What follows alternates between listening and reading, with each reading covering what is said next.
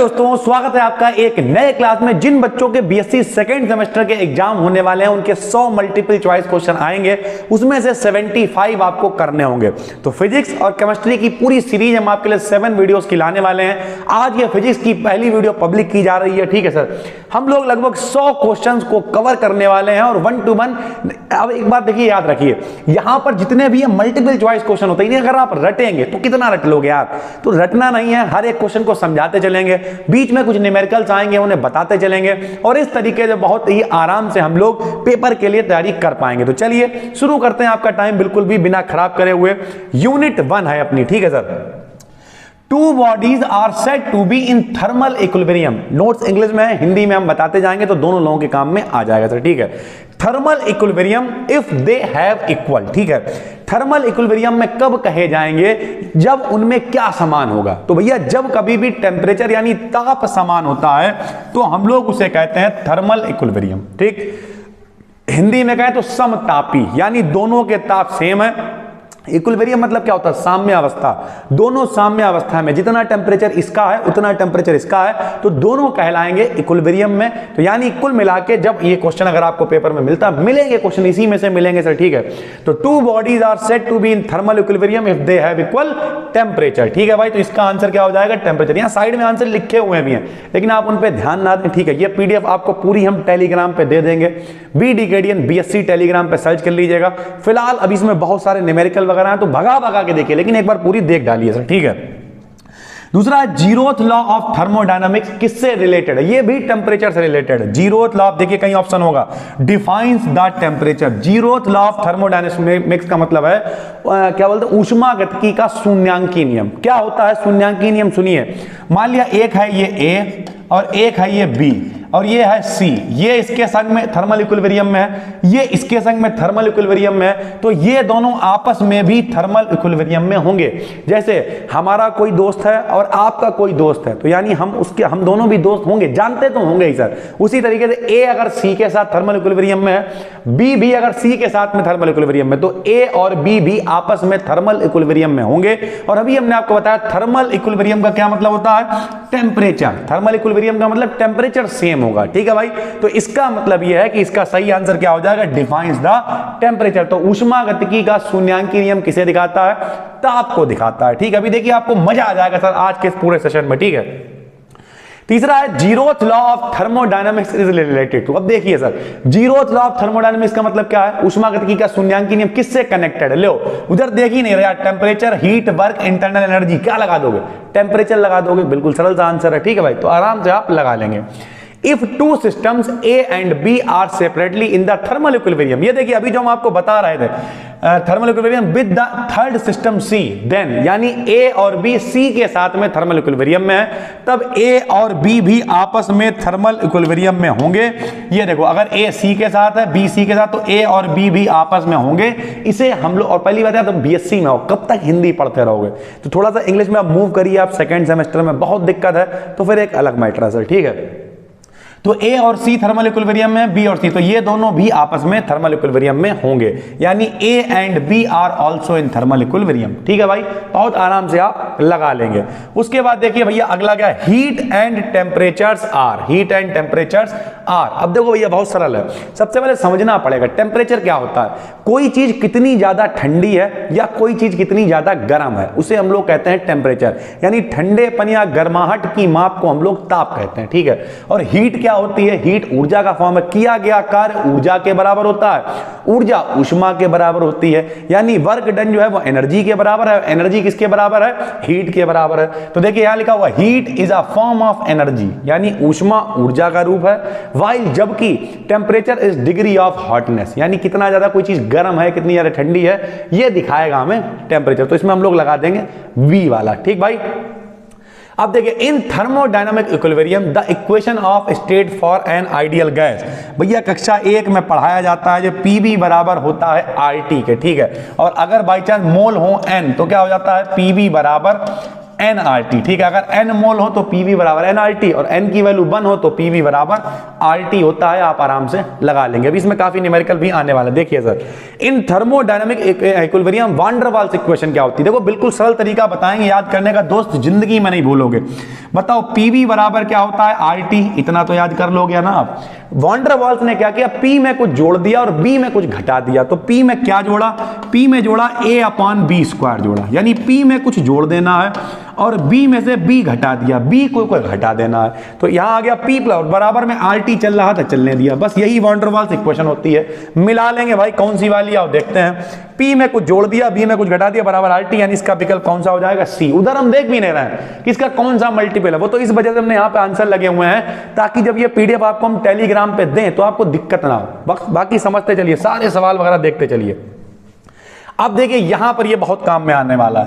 The term A/B², ठीक है, क्या कह रहा है? The term A/B² in van der Waals equation of state represent, यानी A/B² क्या दिखा रहा है? तो सबसे पहले तो यहां पे देखिए, ये वाला पोर्शन जो है यानी P प्लस A/B², ये वाला जो अपना पोर्शन है, इसमें पूछ रहा है कि A/B² क्या दिखा रहा है। ठीक, 4 ऑप्शन है। Effective area of molecules, volume, mean velocity, attractive force. देखने में लग रहा है इसका अट्रैक्टिव फोर्स D आंसर होगा। देखिए है, कैसे है बताते हैं। एक डायलॉग याद आप कर लो, हम बहुत बार बता चुके हैं। कभी भी फिजिक्स में सूत्र तब बनेगा जब फार्मूले में सब बराबर होंगे। सब बराबर नहीं होंगे, खिच्चू मच जाएगा, फार्मूला गलत हो जाएगा। कैसे?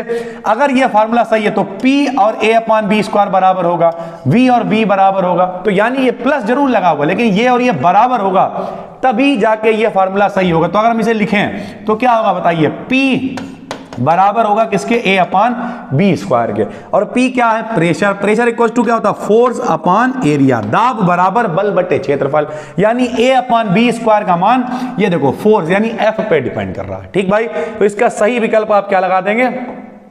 Attractive force between molecules. ठीक भाई, बिल्कुल अच्छा लग रहा होगा, आराम से समझ में आ रहा होगा। अगर अगला देख लें हम लोग, the term B in van der Waals equation of state represent क्या दिखा रहा है? तो बताओ भैया, B माइनस B बराबर है। ठीक, तो ये दोनों बराबर होंगे अगर ये फॉर्मूला सही है। तो B का मान किसके बराबर होगा? B का। और V यहां पे क्या है? वॉल्यूम है। ढूंढते हैं भाई कौन सा वॉल्यूम है। देखिए, volume occupied by gas molecules, total volume नहीं, जितने गैस मॉलिक्यूल जो वॉल्यूम ले रहे हैं वो है B माइनस B। ठीक, तो इस तरीके से हम लोग लिख देंगे। ठीक भाई, इसमें जो स्मॉल b होता है वो क्या होता है? गैसों के द्वारा घेरा गया वॉल्यूम। कैपिटल V क्या होता है? बर्तन का टोटल वॉल्यूम। उसमें गैस डाल दी तो कुछ वॉल्यूम फालतू बचेगा, उसे हटा दिया। ठीक है, तो V माइनस B है ये। ठीक भाई, in van der Waals equation the constant B has the same unit of, अब देखिए कह रहा B की यूनिट किसके बराबर है? अभी आपको बताया B माइनस V, तो V का मान किसके बराबर होगा? V के, यानी इसका सही आंसर क्या हो जाएगा? V हो जाएगा। ठीक भाई, जिसे किसी को भी दिक्कत हो सर कोई टेंशन नहीं, नीचे आप कमेंट कर दें, हम कमेंट में भी रिप्लाई कर देंगे। यार भाई आपके पेपर हैं, मन लगा के अगर आप पढ़ोगे तो बहुत अच्छे से कर पाओगे। ठीक है, कह रहा V का मान किसके बराबर? तो V किस में चल रहा? V माइनस B में, यानी V का मान किसके बराबर हो जाएगा? स्मॉल v के बराबर हो जाएगा। बात खत्म होगी। तो इसका सही आंसर क्या हो जाएगा? V सही आंसर हो जाएगा। कह रहा the dimension of van der Waals constant B की यूनिट क्या होगी? तो कोई बड़ी बात नहीं भैया, ये वॉल्यूम है। वॉल्यूम क्या होता है? लंबाई गुणे चौड़ाई गुणे ऊंचाई, लेंथ इनटू विड्थ, ठीक है, इनटू डेप्थ, यानी लंबाई गुणे चौड़ाई गुणे ऊंचाई, या हाइट कह लो। तो लंबाई के लिए मीटर, चौड़ाई के लिए मीटर, ऊंचाई के लिए मीटर, यानी मीटर की पावर 3। और मीटर की पावर 3 का मतलब मीटर की जो डायमेंशन होती है L से लिखते हैं, L की पावर 3 इसमें सही विकल्प हो जाएगा। ठीक है, तो B की यूनिट क्या होती है? L की पावर 3 होती है। ठीक भाई, the van der Waals constant A has the same unit. A किसके बराबर होगा? लो यहां देखो भाई, ये क्या हो जाएगा? अभी बताया P प्लस का A/B², दोनों बराबर होंगे तो P बराबर किसके हो जाएगा? A/B² के। B² को कहां भेज देंगे? इधर। तो A बराबर क्या आ जाएगा? PB²। ठीक भाई, तो PB² के बराबर होगी, यानी इसका B वाला ऑप्शन सही हो जाएगा। इस तरीके से सूत्र तब ही बनेगा जब बीमा बराबर होगी या फिर आपस में क्वांटिटीज बराबर होंगी। ठीक भाई, अगला है which of the following quantities is path independent. निम्न में से कौन सा है जो पाथ पे निर्भर नहीं करता है? तो पाथ पे वर्क निर्भर नहीं करता भाई। ठीक है, किस रास्ते से जा रहा हूं, कहां से जा रहा हूं, कोई फर्क नहीं पड़ता। सॉरी, वर्क नहीं, इंटरनल एनर्जी। ठीक, सॉरी, पाथ पे इंटरनल एनर्जी डिपेंड नहीं करती है। और ये एक कैसा है? ये पाथ, अब देखिए क्या लिखा हुआ? Path independent.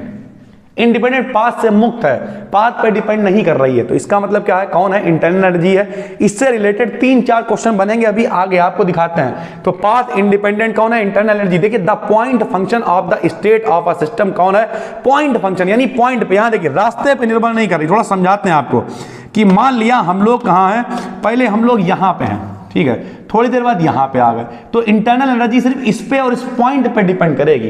किधर से गए हो, इधर से गए हो, इधर से गए हो, इधर से गए हो, कोई फर्क नहीं पड़ता। तो इंटरनल एनर्जी बीच के पाथ पर निर्भर नहीं करती है, बल्कि पॉइंट पे, इनिशियल और फाइनल पॉइंट पे डिपेंड करती है।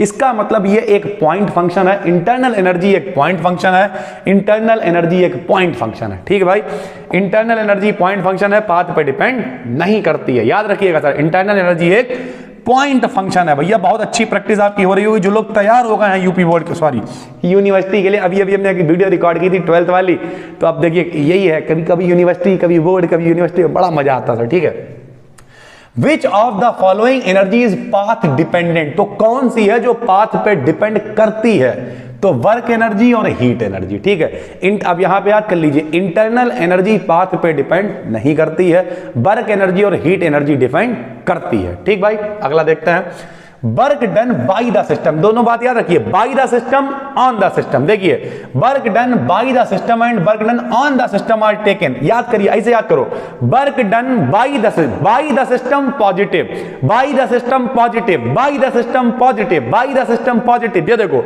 यहां पहले पॉजिटिव मिला, ये पॉजिटिव एंड, यानी इसका ए वाला विकल्प सही होगा। ये देखो सर, तो bye the system positive, on the system negative, bye the system positive, by the system positive. बस ऐसे याद कर लो यार। बोले सर हटा रहे हैं यार, विकल्प है, याद ही करोगे और कैसे करोगे भाई, बोलो, by the system positive, by the system positive, on the system negative, ऐसे तो याद करोगे यार।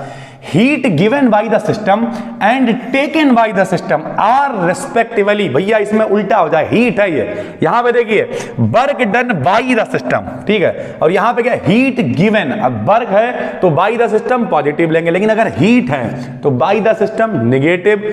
अब यहां पे देखिए क्या लिखा हुआ, heat and taken by the system. ठीक है सर, ऑन द सिस्टम नहीं है, यहां पे टेकन बाय द सिस्टम है, तो इतना तो आपको पता ही चल जाएगा।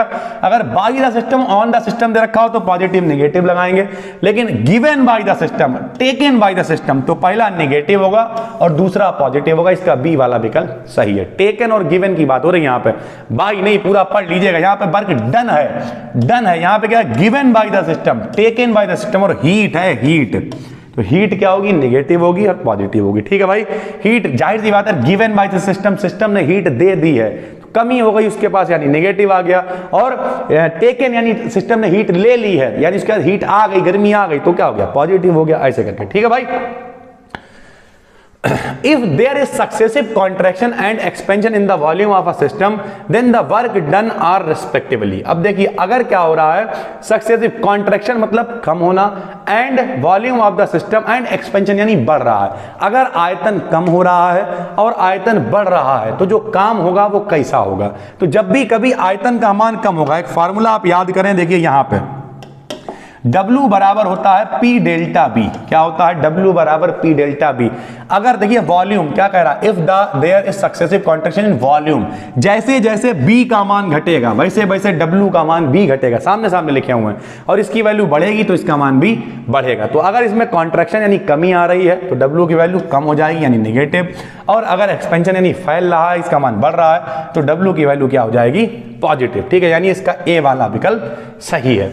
उसके बाद if there is no change in the volume of system then the work done is, change नहीं हो रहा, यहां देखो अभी बताया W बराबर P delta B, delta B मतलब चेंज इन वॉल्यूम।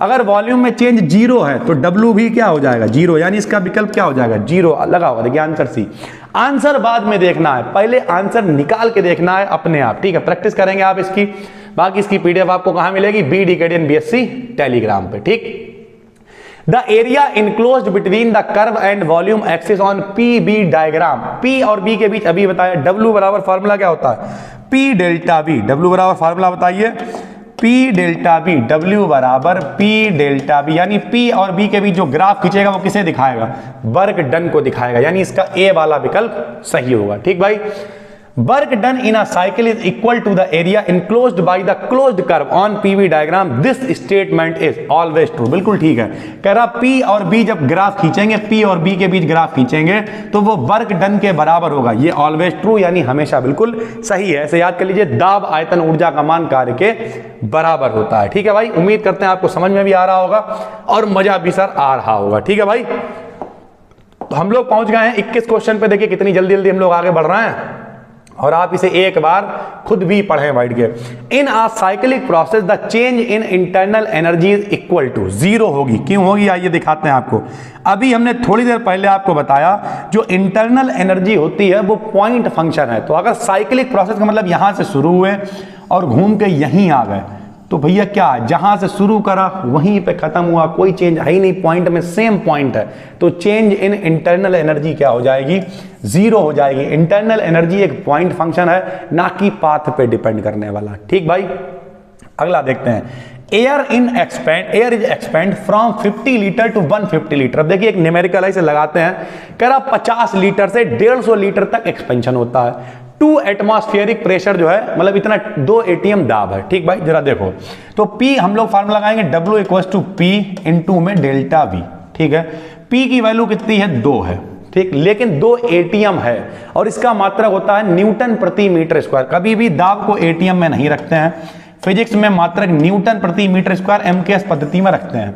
एक एटीएम में होते हैं, देखिए एटीएम एटमॉस्फेरिक प्रेशर को शॉर्ट में एटीएम कहते हैं। एक एटीएम में होते हैं 10 की घात 5।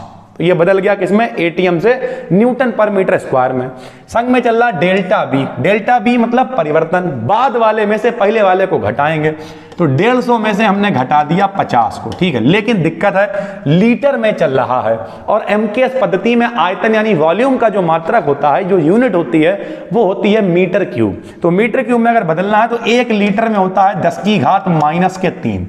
10 की घात -3 ये बदल गया मीटर क्यूब में। ठीक है भाई, लिख देते हैं 1 लीटर में 10 की घात -3 मीटर क्यूब होता है और 1 एटीएम में एटमॉस्फेरिक प्रेशर में 10 की घात 5 न्यूटन पर मीटर स्क्वायर होता है। ठीक, इसे हल करेंगे 2 आएगा, 10 की घात 5 आएगा, 150 में 50 गया 100 आएगा, -3 आएगा। ठीक भाई, 5 और 2 7 हो गए, 7 में गए 3 यानी आएगा 2 गुणे 10 की घात 4। इसका बी वाला विकल्प सही है, तुक्का नहीं लगाना है, फार्मूला पता होना चाहिए और लिख के आना है। इसका बी वाला विकल्प बिल्कुल सही है दोस्त। ठीक, अगला देखिए, in the expansion of a gas at a constant pressure, pressure दे रखा है, its volume is increased by 0.23, the work done.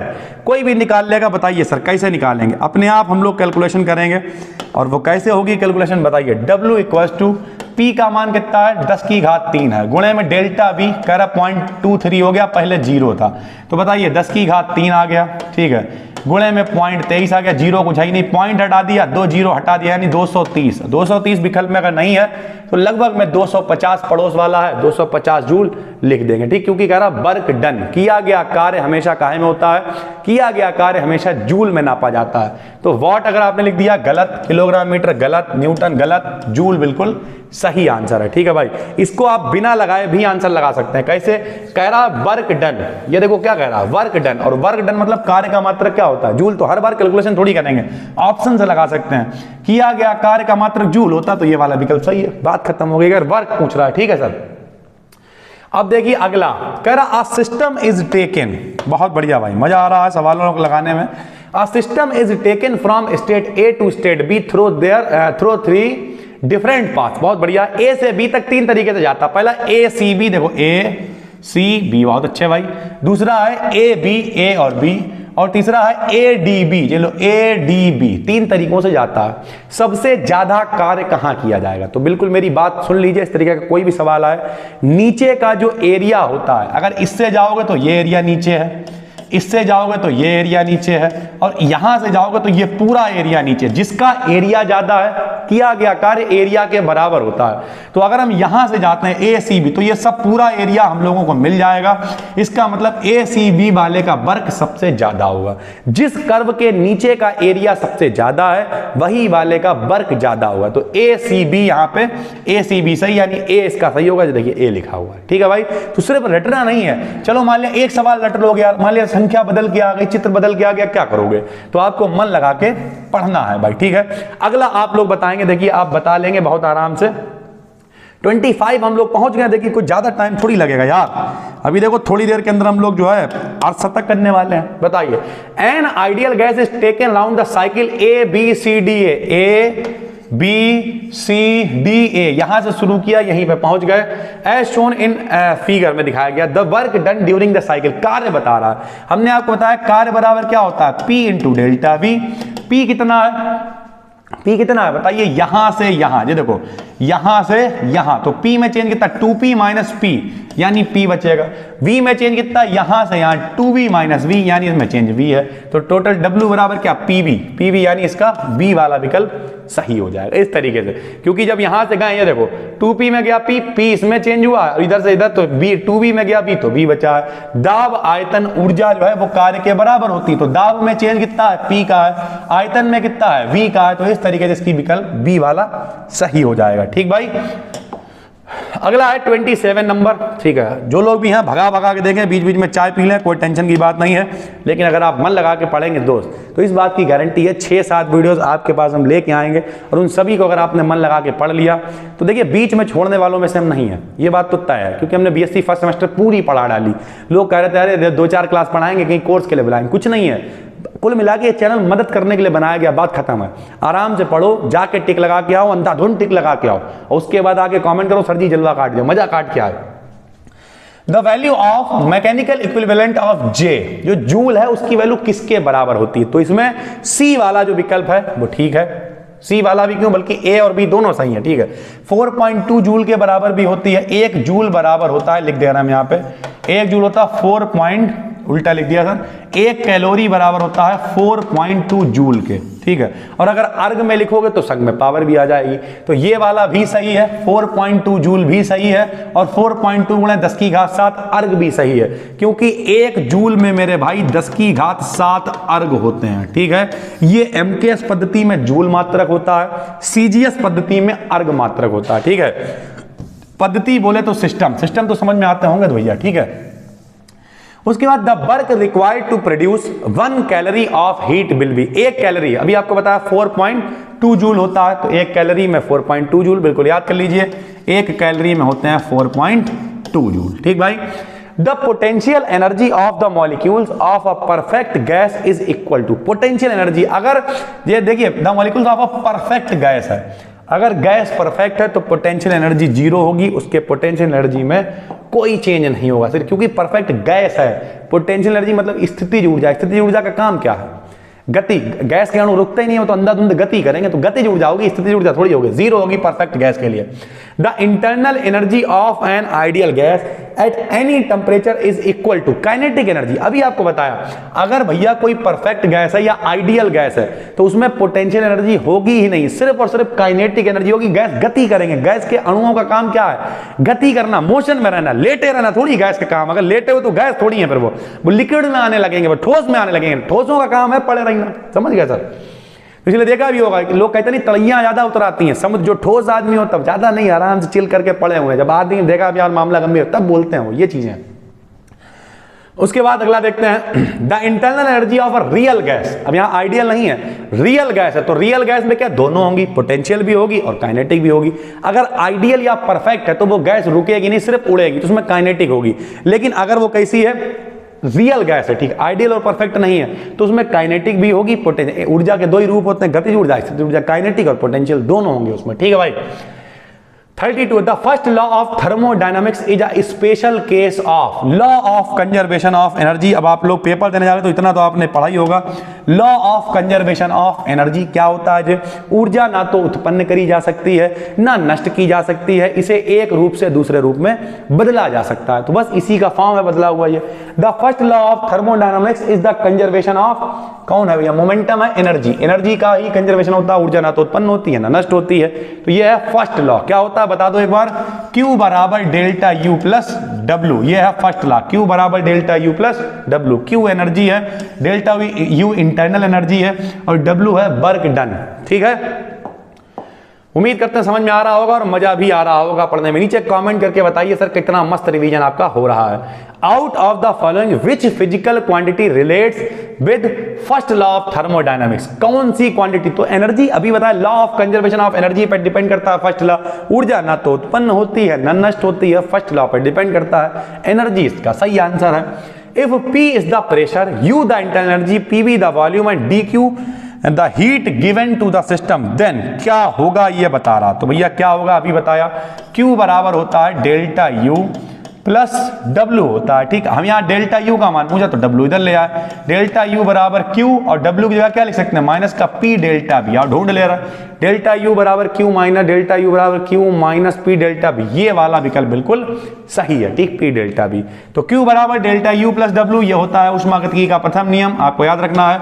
Q बराबर डेल्टा U प्लस W और W बराबर क्या होता है P डेल्टा B, इससे ये वाला फार्मूला बना है। ठीक भाई, कोई दिक्कत? अगला देखिए, the quantities which remain constant in isothermal, isobaric and isochoric. Isothermal में भैया टेम्परेचर सेम रहता है, आइसोबारिक में प्रेशर सेम रहता है और आइसोकोरिक में वॉल्यूम सेम रहता है। यानी टी पी और बी वाला विकल्प, टी पी बी, यानी इसका सी वाला विकल्प बिल्कुल सही है। बिल्कुल याद करते लो, अपने शॉर्ट नोट बना लो, जैसे जैसे हम बताते जा रहे हैं चीजों को वैसे वैसे सुनो, ऑब्जर्व करो मेरे भाई। अगर किसी व्यक्ति का मान लिया 18 को पेपर है, आज आप ये वीडियो देख रहे हैं, चलिए 10 तारीख को देख रहे हैं, अभी हम पब्लिक करेंगे 8 को, आप 10 को देख रहे हैं, तब भी आपके पास एक हफ्ता है। अगर आप कायदे से 8 यूनिट्स भी छोड़िए, 100 में 75 ही तो करने हैं। अगर कायदे की 4-5 यूनिट्स को भी बहुत अच्छे से कवर कर लेते हैं तो मजा काट देंगे आप, पहली बात है। और कोशिश करिए, एक वीडियो कितनी देर की यार, 2 घंटे की बन जाएगी बहुत ज्यादा, अभी तो हमने नहीं देखा कितनी देर से टाइम चल रहा है। 2 घंटे की भगा भगा के देखो, 1 घंटे में देख लोगे। एक वीडियो 4 बार देखो, 4 वीडियो 16 घंटे, तब भी तो एक दिन नहीं खत्म हुआ यार। यानी कल भी पेपर है और अभी से देखना शुरू करते हो, तब भी जाके इतने लगा दोगे कि पास हो जाओगे। 75 करने तो 75 में 25 ही तो टिक करोगे तो सही हो जाओगे, 75 में 25 वाला सही हो जाएगा, पास हो जाएगा। मतलब करने तो 75 में 75 यानी 100 में 75 करना है, लेकिन 25 वाला पास 1/3 पास होता है ना सर। अगर अच्छे नंबर लाने हैं तो 75 में 75 आएंगे यार, बस मन लगा के पढ़ो। अगला देखिए, the quantity which remains constant in adiabatic process. अभी आपको बताया एडियाबेटिक प्रोसेस क्या होता है, जिसमें ऊष्मा का कोई आदान प्रदान नहीं होता है। ठीक है, तो यहाँ पे देखिए प्रेशर नहीं, वॉल्यूम नहीं, टेम्परेचर नहीं, अभी बताया जी आइसोथर्मल होता है, आइसोबारिक होता है, आइसोकोरिक होता है, तो नन ऑफ दीज, क्योंकि अगर यहाँ पे हीट ऑप्शन में होता तो हम लिख देते हैं वो एडियाबेटिक प्रोसेस कहलाएगा। ठीक है, the process in which there is no exchange of heat. अब देखिए आ गया, हीट का कोई चेंज नहीं होता तो इसे क्या कह देंगे, एडियाबेटिक कहते हैं। ठीक भाई, बोल लीजिए। आइसोबारिक मतलब प्रेशर नहीं बदलेगा, यानी इसमें पी नहीं बदलेगा। ठीक है, इसमें आइसोथर्मल मतलब टी नहीं बदलेगा, कोरिक में बी नहीं बदलेगा और थर्मल में हीट नहीं बदलेगी। ठीक है, यानी हीट को एच से लिख दे रहा है। ठीक भैया, अगला है for a cyclic process. Cyclic process के लिए डेल्टा यू 0 होगा। अभी बताया इंटरनल एनर्जी एक पॉइंट फंक्शन है, जहां से शुरू अगर वहीं डेल्टा यू क्या है, इंटरनल एनर्जी है, पॉइंट फंक्शन, जहां से वहीं अगर आ गए साइक्लिक प्रोसेस तो इसकी वैल्यू कितनी हो जाएगी, 0 हो जाएगी। ठीक है, for the free expansion of gas, अगर एक्सपेंशन फ्री हो रहा है तो W भी 0 होगा, U भी 0 होगा, Q भी, यानी ऑल ऑफ दीज इसका सही आंसर। एक्सपेंशन मतलब होता है फैलना और फ्री मतलब स्वतंत्र रूप से हो रहा है, तो उसके गैस के लिए सब कुछ 0 हो जाएगा। 40 क्वेश्चन पे हम लोग पहुंच गए, देखिए कितना खुशी वाली बात। अगला देखिए, इन द प्रोसेस, आइए देखते हैं sir, in the process of free expansion. देखिए अभी हमने आपको बताया कुछ नहीं चाहिए, फ्री एक्सपेंशन में सब कुछ 0 है, हीट भी नहीं चाहिए, कार्य भी नहीं चाहिए। ठीक है, तो बोथ ए एंड बी दोनों सही हैं।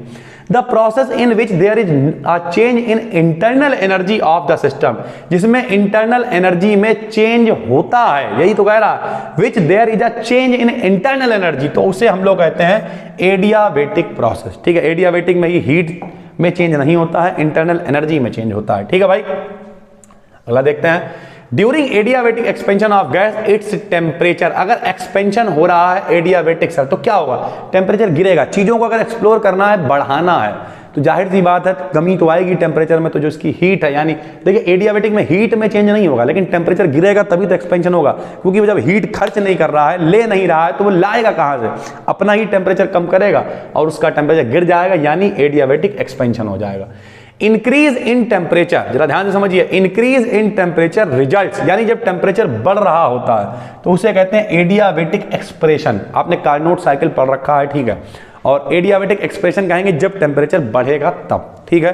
अब यहाँ पे क्या कर रहे हैं, एडियाबेटिक एक्सपेंशन कहेंगे जब टेम्परेचर गिरेगा तब, ठीक। शॉर्ट नोट ऐसे करके बना लीजिए। कैसे बनाएंगे, एक तरफ लिख लिया कि एडियाबेटिक एक्सपेंशन, यहां लिख दिया टेम्परेचर फॉल्स, एडियाबेटिक कहां गया, एडियाबेटिक एक्सप्रेशन टेम्परेचर इंक्रीज, ऐसे करके शॉर्ट में लिख दिया, आ गया, टिक लगा दिया। तो कई सारे यहां पे क्वेश्चन है जो आप टिक से लगा सकते हैं। अगला देखते हैं भाई, अगला एक क्वेश्चन आ गया है, during the adiabatic expansion of 2 moles of a gas the internal energy was found to have decreased by -100 joule, the work done by the gas during the process, किया गया कार्य ऊर्जा के बराबर होता है। और अभी हमने आपको बताया उल्टा होगा, ठीक है। तो यहां पे क्या है, जितनी ज्यादा इंटरनल एनर्जी की कमी हो रही है, जितनी ऊर्जा खर्च हो रही है, उतना ही काम किया जाएगा।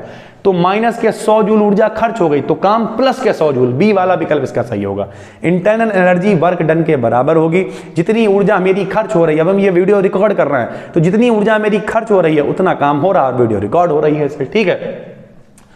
अगला है the process in which heat given to the gaseous system is totally converted into work dQ equals to dW, उसे हम लोग क्या कहेंगे भाई। तो यानी जितनी हीट दी गई है, सब लोग यहां देखो भैया, अभी हमने आपको फार्मूला बताया, Q बराबर क्या होता है, Q बराबर डेल्टा U प्लस W, और Q का मान कह रहा है W के बराबर है, यानी डेल्टा U जो है वो 0 है। डेल्टा U 0 कब होता है, जब साइक्लिक प्रोसेस होता है। डेल्टा U 0 कब होता है, जब आइसोथर्मल प्रोसेस होता है। यानी ये दोनों विकल्प इसके सही हैं। ये देखिए कितनी बार क्वेश्चन पूछा गया कि डेल्टा U इंटरनल एनर्जी से एक क्वेश्चन पेपर में आ सकता है, आएगा, आ क्या सकता है यार, एक क्वेश्चन आएगा, तो इसे आप मन लगा के पढ़ लें। इंटरनल एनर्जी वाले जितने क्वेश्चन हैं वो सब, ठीक है।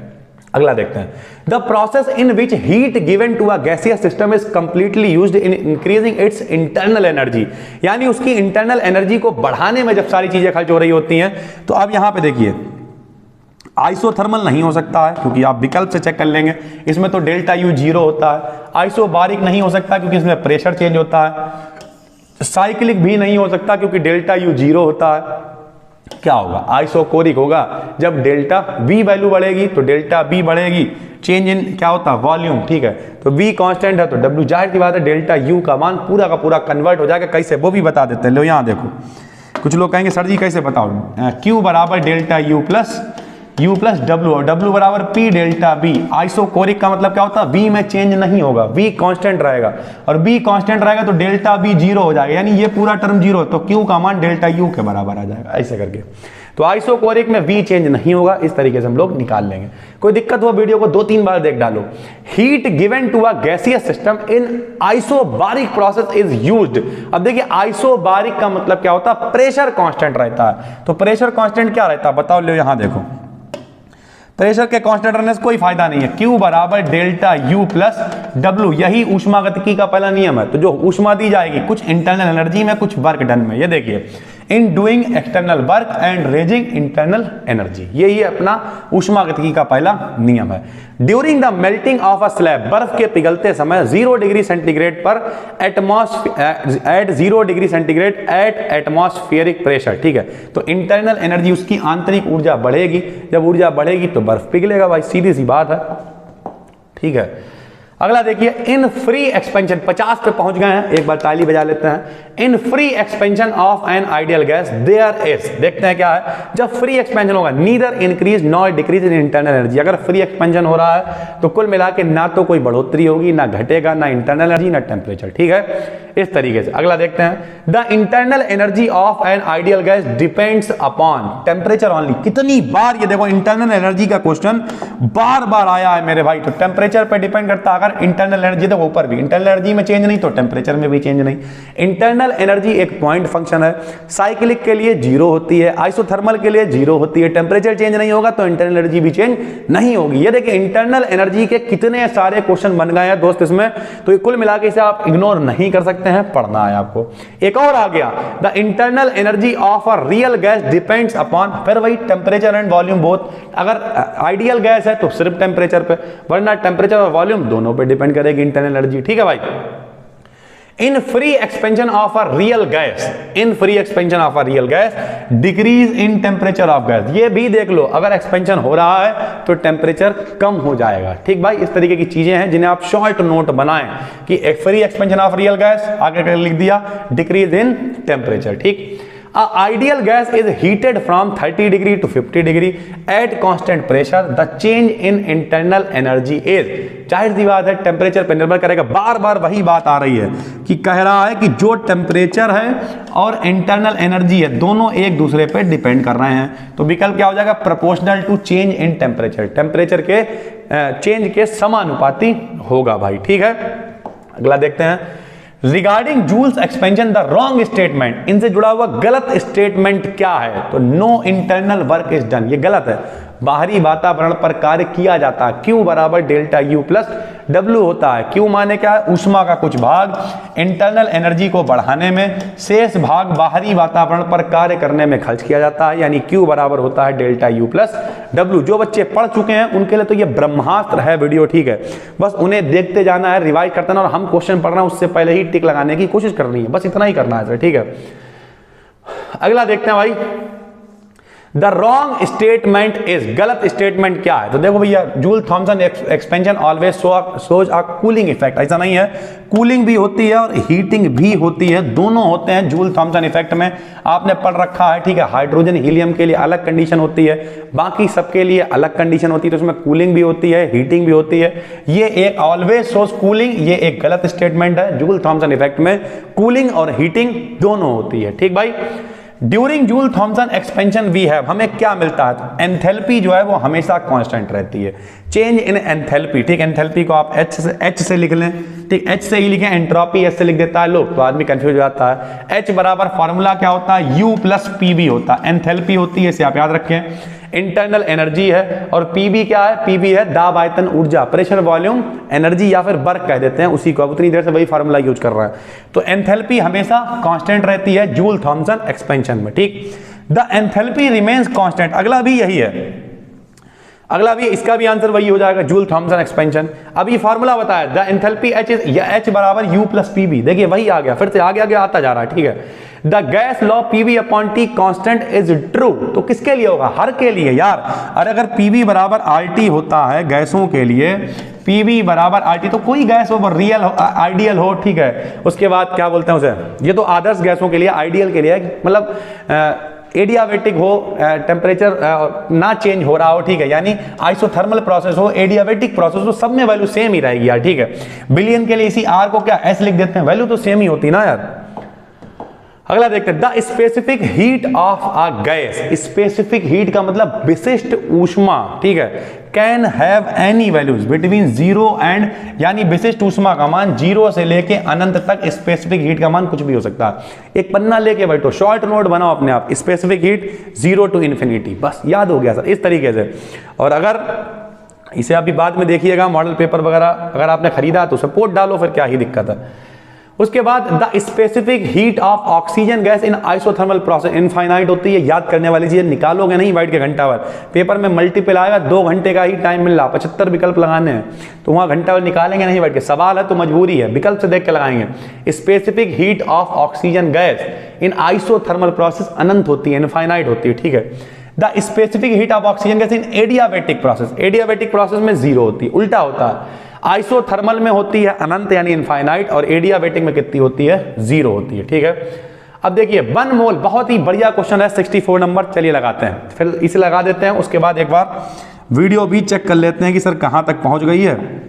अब देखो यहाँ पे थोड़ा सा कीड़ा भाई साहब जो है वो गुस्सा होगा, और कीड़ा भाई साहब ने बोर्ड को थोड़ा बड़ा कर दिया है, तो हम लोग इसे कर लेंगे थोड़ा सा छोटा, और फिर हम लोग लगाएंगे 64 नंबर का सवाल। ये आ गया अपना 64 नंबर का सवाल, ध्यान से देखिए दोस्त, ठीक है।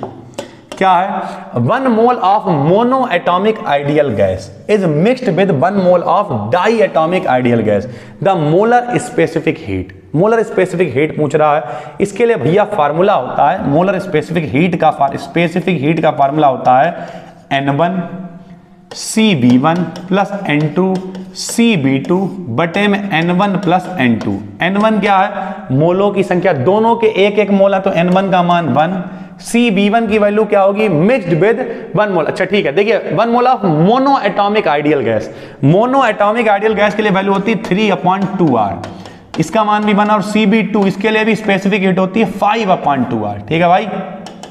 यहां देखिए मोनो एटॉमिक के लिए कितना होती है स्पेसिफिक 3/2r, और यहां पे का डाई एटॉमिक के लिए होती है 5/2r। बटे में 1 और 1 जोड़ेंगे तो 2 हो जाएगा, ऊपर जोड़ेंगे 5 3 8 r आएगा, बटे में 2 और नीचे 2, पहले 2 दूनी 4 दूनी 8, 2r आएगा, यानी इसका सही आंसर हो जाएगा 2r। बी वाली विकल्प ये देखिए आंसर नंबर बी आ गया। तो ये फार्मूला होता है n1c1 प्लस n2c2 बटे में n1 plus n2। Mono atomic के लिए आप याद कर लें 3/2r होता है, डाई एटॉमिक के लिए 5/2r होता है। कभी भी पूछा जाए रख दीजिएगा और आराम से हल कर लीजिएगा, बस बाकी तो यही आएगा, लेकिन n1 n2 की वैल्यू बदल सकता है, रख लेंगे। द करेक्ट स्टेटमेंट इज, यानी कौन सी वैल्यू ज्यादा होती है, तो Cv की वैल्यू हमेशा जो है Cp से कम होती है। क्यों कम होती है वो भी बता दे रहे हैं, क्योंकि B में क्या होता है Q बराबर डेल्टा U प्लस W। अगर B भैया कांस्टेंट होता है तो यहाँ Cv वाली कंडीशन में W 0 हो जाता है। Cv वाली कंडीशन में W क्या, W बराबर P डेल्टा V होता है ना, B कांस्टेंट तो ये 0, तो ये 0 हो जाता है, तो Cv का मान 0 हो जाता है B के लिए कार्य, इस वजह से Cp की वैल्यू ज्यादा होती है। Cp में कुछ भी 0 नहीं होता, Cv में वर्क 0 हो जाता है, इसलिए Cv कम Cp ज्यादा। मेयर का फॉर्मूला क्या होता है, Cp माइनस Cv बराबर R होता है, प्रूवमेंट करा रखा है। जो लोग यहीं पढ़ते हैं, बाकी लोग जो है वो लोग भी अपना पढ़ें। Cp माइनस Cv बराबर R, गामा बराबर Cp/Cv, तो मेयर के फार्मूले से क्या सही होगा, कोई दिक्कत नहीं है। ये देखिए Cp माइनस Cv बराबर R, तो मेयर के फार्मूले से क्या सही होगा, तो इसे आप हल कर लें, यहाँ गामा बराबर Cp/Cv रख लें, हल करें, Cp माइनस Cv बराबर R प्रूव होके आ जाएगा। तो इसका ये वाला विकल्प सही है, गामा माइनस 1 R/Cv। ठीक, उसके बना भी सकते हो, इसी को दिक्कत नहीं है। देखो Cp माइनस Cv बराबर R, जो किसका फार्मूला है, ये फार्मूला है मेयर का। Cp/Cv, Cv से सब जगह भाग दे दो, जो देखो Cv से भाग दे दो, जो कट के क्या हो जाएगा 1, जो आ गया। Cp/Cv क्या हो गया, गामा माइनस जो कट गया 1 बराबर R/Cv, यही तो लिखा हुआ देखो, गामा माइनस 1 बराबर R/Cv, यानी इसका बी वाला जो विकल्प है वो बिल्कुल सही है। इस तरीके से आप इसे निकाल लेंगे, कोई कठिन काम नहीं है। For an adiabatic process Poisson's equation, Poisson की रेशियो क्या होता है, पीबी की पावर गामा बराबर कांस्टेंट, बी बराबर सही है। यहां पे गामा जो है पॉइसन रेशियो है, पीबी की पावर गामा बराबर कांस्टेंट, बिल्कुल सही आंसर है। In an adiabatic process T and V का रिलेशन टीबी की पावर गामा माइनस 1, टीबी की पावर गामा माइनस बराबर नियतांक होता है एडियाबेटिक के लिए। During an adiabatic process the pressure of a gas is found to be proportional to the cube of its absolute temperature, the ratio of Cv/Cv, that is gamma की value कितनी होगी जब एडियाबेटिक प्रोसेस है, तो इसकी सही value आप 3/2 याद कर लेंगे। ठीक है भाई, 70 क्वेश्चन पे हम लोग। तो अगला क्वेश्चन है, for an ideal gas undergoing an adiabatic process the correct alternative is, adiabatic के लिए क्या होगा अभी बताया आपको, टीपी की power 1 minus gamma upon gamma equal to constant. ये छोटी छोटी चीजें हैं जो आपको नोट्स बना के शॉर्ट नोट में याद करनी, जो भी सवाल वगैरह आ रहा है वो हम आपको बता रहे हैं। अब कह रहा इलास्टिसिटी कांस्टेंट है EI है, जो आइसोथर्मल को दिखा रहा है। अभी हमने आपको बताया आइसोथर्मल मतलब टेम्परेचर सेम रहेगा, एडियाबेटिक मतलब हीट में चेंज नहीं होगा। दोनों का रेशियो क्या होगा, तो EA/EI, देखो EA/EI बराबर होता है गामा, तो इसे आप ऐसे याद कर लें, आराम से पेपर में आएगा तो आप लगा देंगे। अ gas is compressed adiabatically till its temperature is double, जब तक टेम्परेचर डबल नहीं हो गया तब तक एडियाबेटिक कंडीशन यानी हीट इसकी नहीं चेंज होने दी। The ratio of its final volume and its initial volume कितना होगा, तो इसका वॉल्यूम बिटवीन 1 और 2 के बीच। ये डायरेक्ट सवाल, इनमें कोई बहुत ज्यादा दिमाग नहीं लगाना है, आपको इन सबको पढ़ लेना। पीबी की पावर गामा बराबर कांस्टेंट, एन की वैल्यू 0 1 2 3 है, then corresponding changes are named as, क्या कहे जाएंगे, तो सबसे पहले अगर 0 होगा पीबी की पावर गामा बराबर में एन का मान 0 रख देंगे। लोग दिखाते हैं यार, यहां देखो तुम लोग भी क्या याद करोगे, पीबी की पावर एन का मान 0, यानी बी में कुछ नहीं, बी में चेंज नहीं हो रहा, तो क्या कहलाएगा आइसोबारिक कहलाएगा। ठीक है, यानी सिर्फ पी बचेगा, 0 रख दिया। उसके बाद अगर 1 रख देंगे तो पीबी आ जाएगा खाली, पीबी बराबर RT होता है, तो उसमें आइसोथर्मल कहलाएगा। और 2 रख देंगे यानी गामा रख देंगे, पीबी पावर गामा, तो ये क्या हो जाएगा पता ही है, पाइसन का नियम होता है। पाइसन का नियम क्या होता है, एडियाबेटिक होता है। तो इस तरीके से अगर आप 0 1 2 3 रखते हैं तो आ जाएगा आइसोबारिक, आइसोथर्मल एंड एडियाबेटिक। ठीक है, द करेक्ट स्टेटमेंट इज, सही स्टेटमेंट क्या है, तो सही स्टेटमेंट क्या, सी वाला, स्लोप ऑफ एडियाबेटिक कर्व जो है वो आइसोथर्मल कर्व से ज्यादा होता है। ठीक है, लो यहाँ पे अगले क्वेश्चन में आपको दिख भी जाएगा कि जो स्लोप का मतलब होता है ढलान, जिसे हिंदी में लोग ढाल कहा करते थे, वो क्या है, एडियाबेटिक का जो है वो आइसोथर्मल का दुगना होता है। तो सबसे छोटा एडियाबेटिक, ये वाला कौन सा हो गया, आइसोथर्मल, ठीक, इसके ऊपर हो गया। और इसमें देखो ये जो है प्रेशर बिल्कुल कांस्टेंट बना हुआ, तो ये कहलाएगा आइसोबारिक, ठीक। इसका विकल्प अगर हम लोग देखें तो आ जाएगा, कौन सा वाला आ जाएगा, ए, देखो आइसोबारिक, यानी प्रेशर बिल्कुल सेम है, देखो यहाँ प्रेशर सेम बना हुआ, सीधी लाइन बिल्कुल आ रही, तो आइसोबारिक। उसके बाद आइसोथर्मल और सबसे कम एडियाबेटिक, ठीक भाई। इस तरीके से आप लगा लेंगे दोस्त। अगला देखते हैं, for the similar change in volume work done is minimum in, किसमें कम होता है, वर्क डन वॉल्यूम में से, तो एडियाबेटिक में होता है, क्योंकि एडियाबेटिक में हीट में चेंज नहीं होता है, ठीक है। For the similar increase in volume work done is greatest, तो उल्टा हो जाएगा उसका, ठीक है, आइसोबारिक हो जाएगा। For the same initial state and the same increase in volume work done in an isothermal process greater than that of एडिया, अभी बताए आइसोथर्मल का मान एडियाबेटिक वाले से ज्यादा होता है, ठीक भाई। इन आइसोथर्मल प्रोसेस में वर्क डन का फार्मूला क्या है, तो W बराबर RT log V2 अपन V1। शॉर्ट नोट बना के आप प्रैक्टिस करें। एडियाबेटिक में V वाला है, इसके सबके आंसर आपके पास है, ठीक है।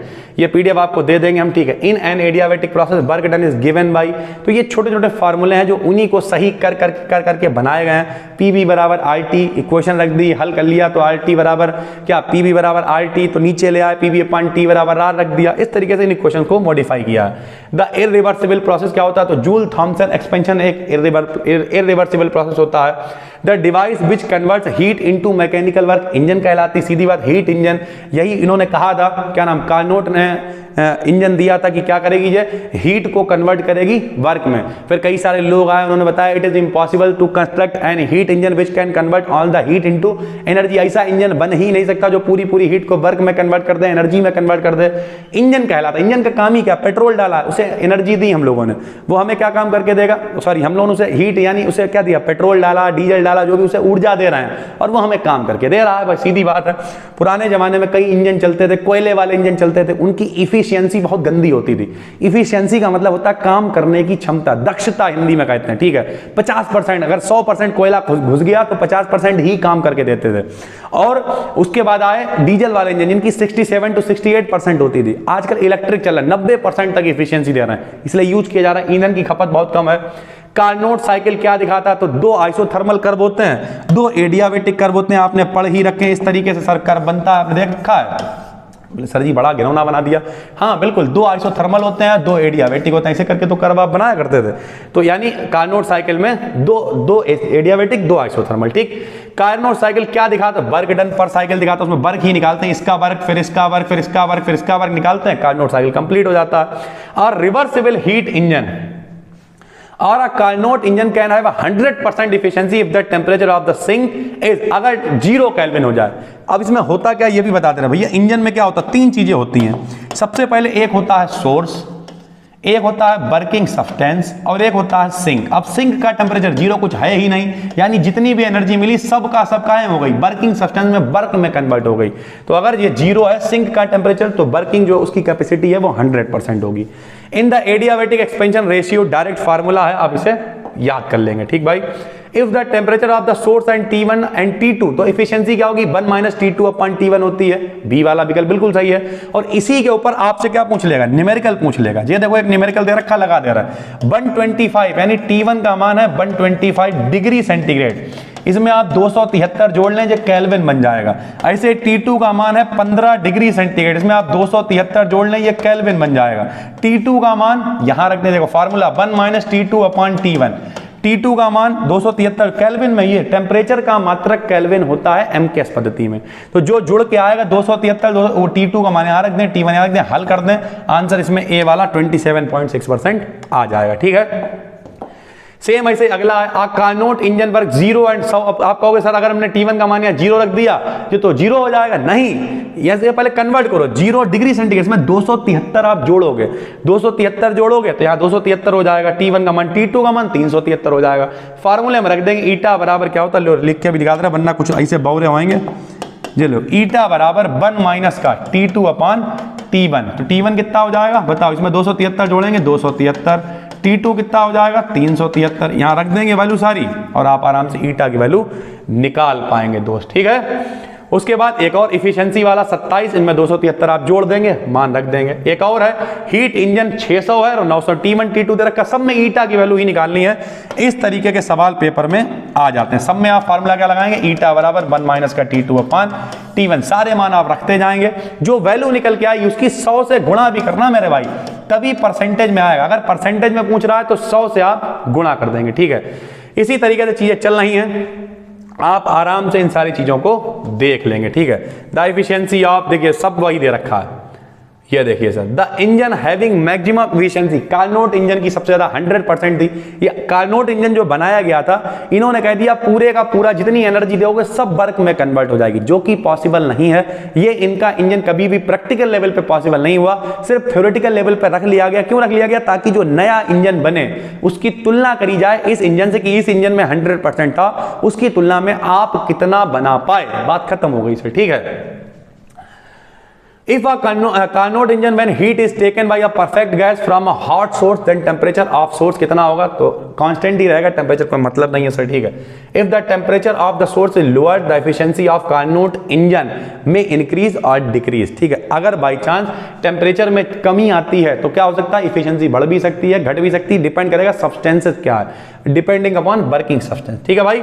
तो इस तरीके से काफी सारे विकल्प थे जो उम्मीद करते हैं आपको अच्छे लगे होंगे। लगभग 100 के करीब विकल्प हैं, ये 2-3 और रह गए हैं जिन्हें आप देख ले, बस खत्म हो, 109 ही है सर, ठीक है।